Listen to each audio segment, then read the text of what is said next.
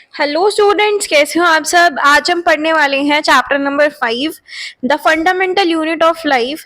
जो हमने चैप्टर में अभी डिस्कस किया था, सभी ऑर्गेनल्स के बारे में पढ़ा था। आज हम पढ़ेंगे न्यूक्लियस के बारे में। Remember the temporary amount of onion peel we prepared? We had put iodine solution on the peel. क्यों? What would we if we see कि if we tried observing the peel without putting the iodine solution? Try it and see what the difference is. So when we put iodine solution on the peel, did each cell get evenly colored? तो इस chemical composition से हम देखेंगे कि different reasons of cells coloured हो जाते हैं differentially. सो कुछ रीजन्स अपीयर होते हैं darker than other regions. Apart from iodine solution we could also use safranin solution और methylene blue solution to stain the cells, जिससे हम उनके कलर्स को अच्छे से देख सकें। ठीक है। अब है nucleus. Nucleus double layered covering होती है, जिसको हम क्या बोलते हैं, न्यूक्लियर मेम्ब्रेन। जैसे हमने प्लाज्मा मेम्ब्रेन किया था, वैसे ही न्यूक्लियस के अराउंड एक कवरिंग होती है। न्यूक्लियर मेम्ब्रेन के पास पोर्स होते हैं which allow the transfer of material from inside the nucleus to its outside. Means वो ट्रांसफर करता है मटेरियल को फ्रॉम इनसाइड, अंदर से बाहर, outside, that is to the cytoplasm.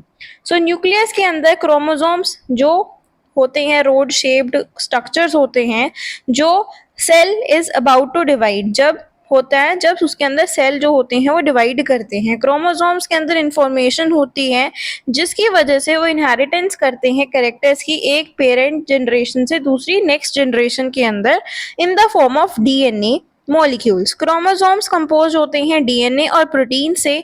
DNA molecules in information character जो करते हैं, कंटेन करते हैं नेसेसरी इंफॉर्मेशन को, ताकि वो कंस्ट्रक्ट कर सके, ऑर्गेनाइज कर सके सेल्स को। फंक्शनल सेगमेंट्स डीएनए के हम जीन्स बोलते हैं। जैसे हम बोलते हैं ना कि बच्चे की जो आपकी हाइट होती है वो अपने मम्मी से मिल रही है, तो हम कहेंगे इसके जीन्स तो इसकी मम्मी पे गए हैं। तो जीन्स क्या है, बेसिकली सेगमेंट है, फंक्शनल सेगमेंट है डीएनए का। In a cell which is not dividing, तो this DNA is present as part of chromatin material. Chromatin material visible है as entangled mass of thread like structures. Whenever the cell is about to divide, the chromatin material organized into chromosomes. Thus, nucleus plays a central role in cellular reproduction, the processes by which a single cell divides and form two new cells. जो nucleus है वो एक central role play करता है cellular reproduction के अंदर, जो process single cell divide करता है और दो न्यू सेल्स में फॉर्म होता है। तो ये क्रूशियल पार्ट प्ले करता है along with the environment in determining the way जो सेल डेवलप होने वाला है या what form it will exhibit at maturity by directing the chemical activities of the cell. तो कुछ ऑर्गेनिजम्स के अंदर, जैसे bacteria, nuclear region of cell वो पुअरली डिफाइंड होता है क्योंकि उसके अंदर एब्सेंस होती है न्यूक्लियर मेम्ब्रेन की। तो वो अनडिफाइंड न्यूक्लियर रीजन क्या करेगा, सिर्फ न्यूक्लिक एसिड्स को कंटेन करेगा, जिसको हम न्यूक्लियोइड कहते हैं। और इन ऑर्गेनिजम्स के अंदर जिसके अंदर न्यूक्लियर मेम्ब्रेन नहीं है वो प्रोकैरियोट्स होते हैं, और जिसके अंदर न्यूक्लियर मेम्ब्रेन होती है वो यूकैरियोट्स होते हैं। तो prokaryotic cells also lack most of the other cytoplasmic organelles, जैसे कि जो प्रेजेंट होते हैं यूकैरियोटिक सेल्स के अंदर। तो कुछ ऐसे फंक्शंस हैं इन ऑर्गेनेल्स के, वो also performed by poorly organised parts of the cytoplasm. जो क्लोरोफिल है वो फोटोसिंथेटिक प्रोकैरियोटिक बैक्टीरिया में एसोसिएटेड रहता है मेम्ब्रेनस वेसिकल्स के साथ, लेकिन प्लास्टिड्स को कंटेन नहीं करता, जो कि यूकैरियोटिक सेल्स के अंदर प्रेजेंट होते हैं। जैसे कि आपके यहाँ दिख रहा है प्रोकैरियोटिक सेल, न्यूक्लियोइड है, राइबोसोम्स प्रेजेंट है, प्लाज्मा मेम्ब्रेन है और सेल वॉल है। अब है साइटोप्लाज्म, न्यूक्लियस के बाहर जो मटेरियल प्रेजेंट होता है और सेल वॉल के अंदर, सेल मेम्ब्रेन के अंदर जो मटेरियल प्रेजेंट होता है उसको हम साइटोप्लाज्म बोलते हैं। जब भी हम temporary amounts of onion peels की बात करते हैं तो हम लार्ज रीजन देखते हैं जो सेल मेम्ब्रेन के अंदर होता है, और ये बहुत लिटिल स्टेन को कैरी करता है, तो इसको हम साइटोप्लाज्म कहेंगे। ये फ्लूइड कंटेंट होता है। It also contains many specialised cell organelles, इसके अंदर ऑर्गेनेल्स प्रेजेंट होते हैं जो कि एक स्पेसिफिक फंक्शन परफॉर्म करते हैं। ये एनक्लोज होते हैं मेम्ब्रेन्स के अंदर। प्रोकैरियोट्स के अंदर एब्सेंस होती है डिफाइंड न्यूक्लियर रीजन की, membrane bound cell organelles present होंगे। On the other hand eukaryotic cells के पास न्यूक्लियर मेम्ब्रेन होती है और मेम्ब्रेन एनक्लोज ऑर्गेनेल्स भी होती हैं। सिग्निफिकेंस जो इन मेम्ब्रेन्स की होती है वो इलिस्ट्रेट करेंगे हम with examples of viruses. Viruses lack any membranes and hence do not show characteristics of life until they enter a living body and use its cell machinery to multiply। ठीक है, अब आपके पास है प्रोकैरियोटिक और eukaryotic cell के बीच में difference. Size generally prokaryotic का छोटा होता है और यूकैरियोटिक का बड़ा होता है। न्यूक्लियर रीजन ये जो आपको इसमें फिलअप दिए हुए हैं ये आपको फिलअप खुद करने हैं। सेल ऑर्गेनेल्स क्या है, सभी सेल्स के पास एक मेम्ब्रेन है जिसके अंदर वो अपने कंटेंट्स को रखते हैं, सेपरेटेड रखते हैं ताकि एक्सटर्नल एनवायरनमेंट से उनकी कुछ भी वो मिक्सिंग ना हो जाए, सेपरेटेड रहें। लार्ज और complex cells including cells multicellular organism से वो रहते हैं, need a lot of chemical activities to support their complicated structure and function. तो इन एक्टिविटीज को रखने के लिए डिफरेंट काइंड्स की separate from each other these cells use membrane bound little structures within themselves. So this is one of the features of eukaryotic cells that distinguish them from prokaryotic cells। तो कुछ ऐसे organelles हैं जो सिर्फ electron microscope में visible होंगे। So we have talked about the nucleus in the previous section. Some important examples जो हम डिस्कस करेंगे that is endoplasmic reticulum, Golgi apparatus, lysosomes, mitochondria, और they are important because they carry out some very crucial functions in cells। सो हम पढ़ रहे हैं first of all endoplasmic reticulum. एक large network होता है मेम्ब्रेन बाउंड ट्यूब्स का और शीट्स का। ये लॉन्ग ट्यूब्यूल्स की तरह दिखता है, राउंड या ओब्लोंग बैग्स की तरह होगा। ईआर मेम्ब्रेन सिमिलर होता है structure to the plasma membrane. तो ये दो तरह का होता है, rough endoplasmic reticulum and smooth endoplasmic reticulum. Are rough इसलिए होता है क्योंकि अंडर माइक्रोस्कोप वो लुक रफ दिखता है और उसके अंदर राइबोसोम्स प्रेजेंट होते हैं which are present in all active sites and cells। तो manufactured proteins are then sent to various places in cell depending on need using the ER. तो एसईआर क्या है, जो मैन्युफैक्चर करता है फैट मॉलिक्यूल्स को, लिपिड्स को, वो इंपॉर्टेंट होता है सेल की फंक्शनिंग के लिए। तो कुछ ऐसे प्रोटीन्स और लिपिड्स हैं जो सेल की मेम्ब्रेन की बिल्डिंग में हेल्प करते हैं, तो उसको हम क्या कहेंगे, मेम्ब्रेन बायोजेनेसिस कहेंगे। तो कुछ अदर प्रोटीन्स लिपिड्स फंक्शन करते हैं as enzymes and hormones, although जो ER varies greatly in appearance in different cells, so it always forms a network system। Thus, one function of the ER is to serve as channels for the transport of materials, especially proteins का transfer करता है various regions में। ER का एक और सा function होता है कि साइटोप्लाज्मिक फ्रेमवर्क जो होता है उसको एक सरफेस प्रोवाइड करता है for some of biochemical activities of the cell। SER का एक मेन फंक्शन क्या है, डिटॉक्सिफिकेशन करता है मेनी पॉइजन्स और ड्रग्स का। ये आपके पास प्लांट सेल का डायग्राम है। अब है गोल्गी अपरेटस। गोल्गी अपरेटस को डिस्क्राइब किया था कैमिलो गोल्गी ने, और जिसके अंदर मेम्ब्रेन बाउंड वेसिकल्स प्रेजेंट होते हैं जो कि एक दूसरे से अप्रोक्सीमेटली पैरेलल अरेंज रहेंगे, जिसको हम सिस्टर्न्स कहते हैं। और ये जो मेम्ब्रेन्स होती हैं इनके पास एक कुछ कनेक्शंस होते हैं with the membranes of ER and therefore constitute another portion of a complex cellular membrane system. तो जो मटेरियल सिंथेसाइज हुआ है नियर द ईआर वो पैकेज्ड है, डिस्पैच्ड है to various targets inside and outside the cell through the Golgi apparatus। तो its functions include the storage, modification and packaging of products in vesicles.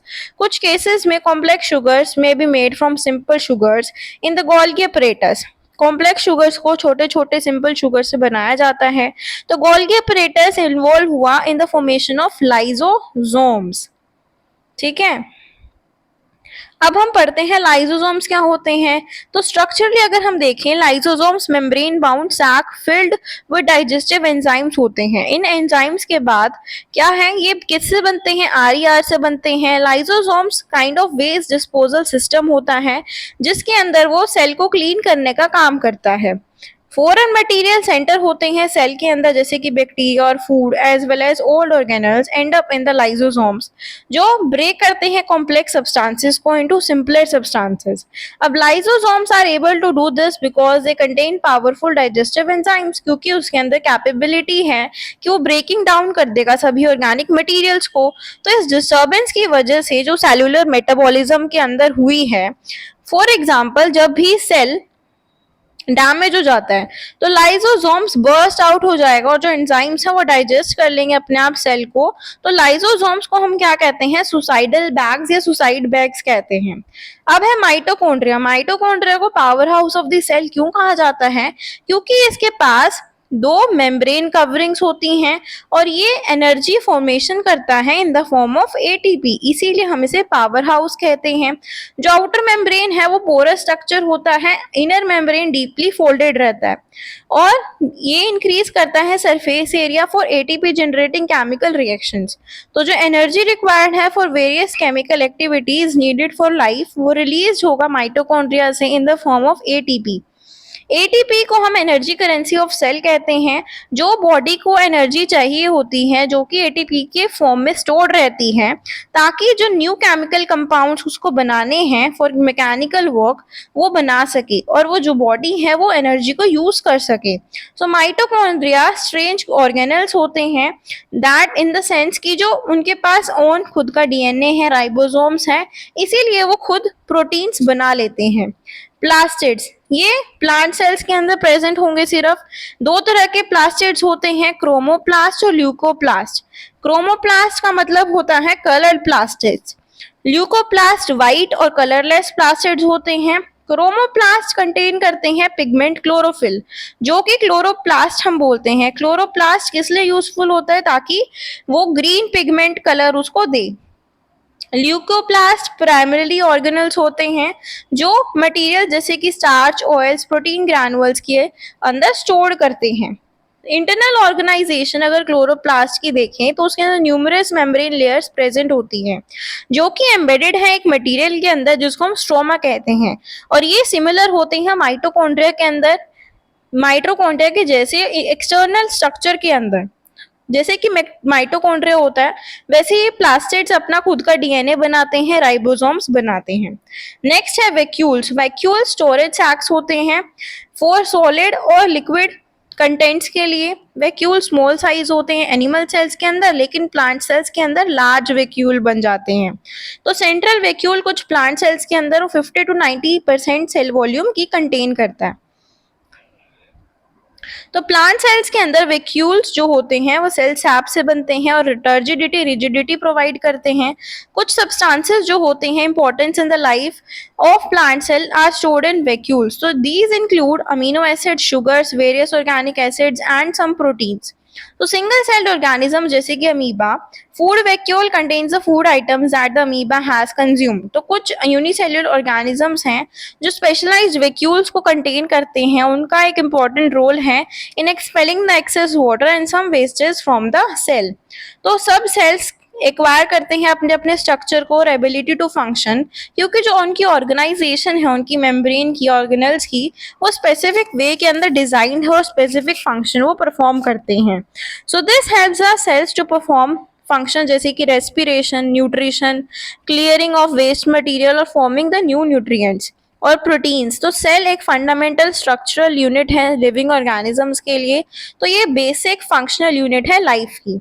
Cell division, अब new cells form होते हैं organisms के अंदर in order to grow, to replace the old dead and injured cells, और ताकि वो gametes को form कर सके रिक्वायर्ड फॉर रिप्रोडक्शन। तो जो प्रोसेस है जिसमें न्यू सेल्स मेड हुए हैं उसको हम सेल डिवीजन कहते हैं। तो देयर आर टू टाइप्स के सेल डिवीजन होते हैं, माइटोसिस और meiosis. Process of cell division, most of cells divide for growth, उसको माइटोसिस कहेंगे। इस प्रोसेस में सभी जो सेल्स होते हैं उनको मदर सेल कहा जाता है। जैसे कि ये दिख रहा है आपको, माइटोसिस में मदर सेल हैं वो सेपरेट हो गए, डिवाइड हो गए, टोटल सेल्स में कन्वर्ट हो गए, ठीक है। वो टू आइडेंटिकल डॉटर सेल्स में कन्वर्ट हो जाते हैं और सेम नंबर ऑफ क्रोमोसोम्स जैसे कि उनकी मदर के पास होते हैं उतने ही उनके पास होंगे। तो ये ग्रोथ और रिपेयर ऑफ टिश्यूज में हेल्प करता है। Specific sales of reproductive organs of tissues animals के अंदर, प्लांट्स के अंदर वो डिवाइड करते हैं और फॉर्म करते हैं gametes which after fertilisation give rise to the offspring. ठीक है, फिर उसके बाद आता है मियोसिस। मियोसिस में क्या होता है, मदर सेल थी उसमें मियोसिस 1 हुआ तो दो सेपरेट अलग अलग आइडेंटिकल डॉटर सेल्स बन गए और एक बाद में डिवीजन दूसरा हुआ, उसके बाद उसमें से भी दो डॉटर सेल्स निकल गए, तो टोटल 4 आपके यहाँ पे डॉटर सेल्स बन गए। तो ये डिफरेंट प्रोसेस है मियोसिस, जिसके अंदर 2 कॉन्सिक्वेटिव डिविजन्स होंगे। जब सेल डिवाइड करेगा मियोसिस से तो 4 न्यू सेल्स बनाएगा इंस्टेड जस्ट ऑफ 2। सो जो न्यू सेल्स होंगे उनके पास half the number of chromosomes होंगे जो उनकी मदर सेल्स के पास थे। So can you think as to why the chromosomes number has reduced to half in daughter cells? ऐसा क्यों हुआ कि माइटोसिस में तो सेम नंबर ऑफ जो सेल्स थे उसके उतने ही रहे क्रोमोसोम्स के, लेकिन मियोसिस के अंदर हाफ क्यों हो गई? अब आप ये देखिए इसमें डबल डिवीजन हुआ है, इसीलिए जो क्रोमोसोम्स हैं वो डिवाइड हो गए, डिवाइड बाय 2 हो गया वो, इसीलिए वो हाफ हो गई। सो इसीलिए उसको half the number of chromosomes में सेपरेट होना पड़ा। सो हमारा ये चैप्टर कंप्लीट हो गया है। नेक्स्ट वीडियो में हम चैप्टर नंबर 6 कंटिन्यू करेंगे, शुरू करेंगे। सो अगर आपको ये वीडियो अच्छी लगी हो तो लाइक करें, शेयर करें and thanks for watching. Thank you.